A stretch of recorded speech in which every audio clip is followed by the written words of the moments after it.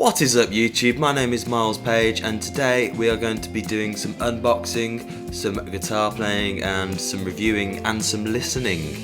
And what are we going to be listening to? We're going to be listening to the Green Mile Overdrive pedal by Mooer. It's supposedly a clone or taking inspiration from the original Tube Screamer itself in a very small format pedal. Seeing as my Tube Screamer broke recently, my clone that I built broke recently, I thought now is a perfect time to invest a total of £44 and try this little bad boy out. So this is the box that it came in. I don't think the unboxing part of this video will be too long, do you? Let's have a look.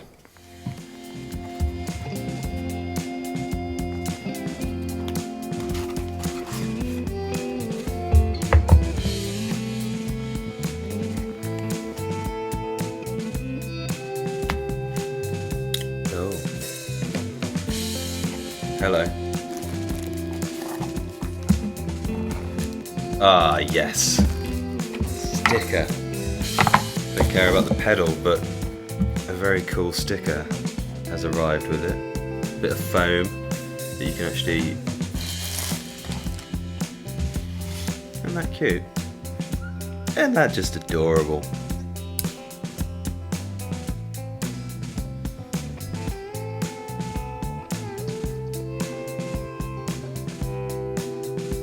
I've got to say the colour on it is really nice. It's a nice metal box. It's got a nice feel to it. The knobs, that knob feels nice. I'd imagine these are actually quite hard to get at, especially in a live situation perhaps. But in my experience, well certainly for what I want this for, getting a handle on these knobs isn't really that big a deal. I probably won't want to be changing the level. I'll probably just set it and get on with it really. Shall we plug this in and see how it sounds? So let's have a listen to how the Green Mile sounds. So just to give you an idea, I'm a signal chain. I'm playing this quite heavily modded Squire Stratocaster, and that is going straight through the Mooer Green Mile and into a relatively clean orange Tiny Terror, and then into the matched cab, which is a 1x12 Celestian Vintage 30. And after that, there is an SM57 directly on axis to the speaker, and that's recording direct into Logic Pro. I'll give you an idea of my clean tone.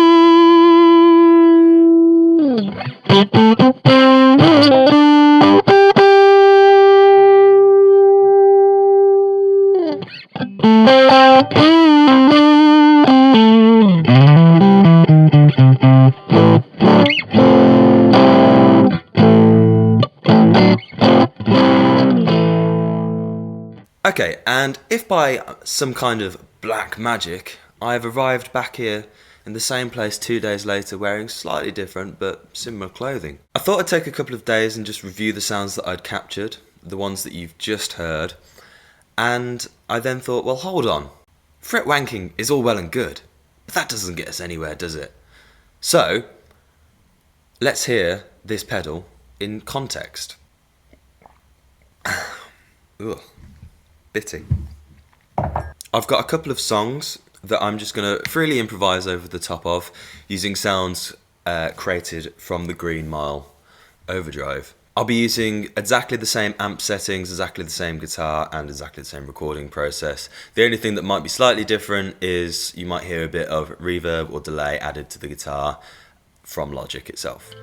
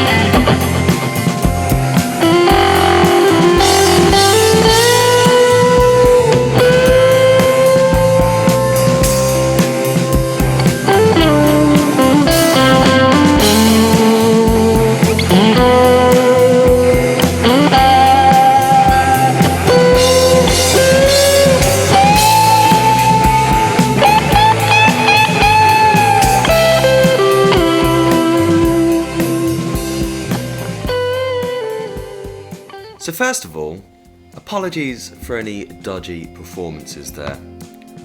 It's exceptionally cold in this place, there's no heating whatsoever, and it is still winter as such in the UK. So my fingers, yeah, they don't move how they normally do when they're warm, but then they don't always move that good anyway. So some thoughts on this little bad boy. I think there's actually a really good range of sounds to be had from it. You can get anything from like a sort of slightly driven boost all the way up to some really mighty crunchy sounds. So diversity is the name of the game as far as it goes with this kind of overdrive. I think for me, turning up the tone knob was actually a big improvement. Really took out a lot of the fluff and unnecessary fat. Because it's a tone knob, you turn it up, you get more tone. Duh. I think for £44 it's a pretty impressive package that you get here. Not just for £44 obviously, but you know, at that price point this is pretty good. You've got to consider it. No comments on durability and reliability of the Green Mile, but it seems pretty rugged in a pretty nice metal enclosure. We'll see.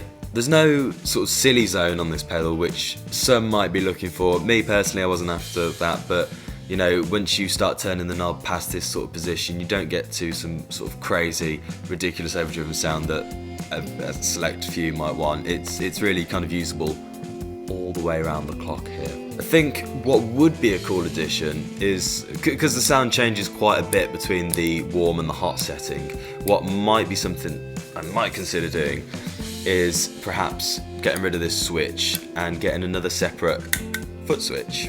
Perhaps in a really small enclosure just next to it, so I can quickly flick between these two modes on the fly.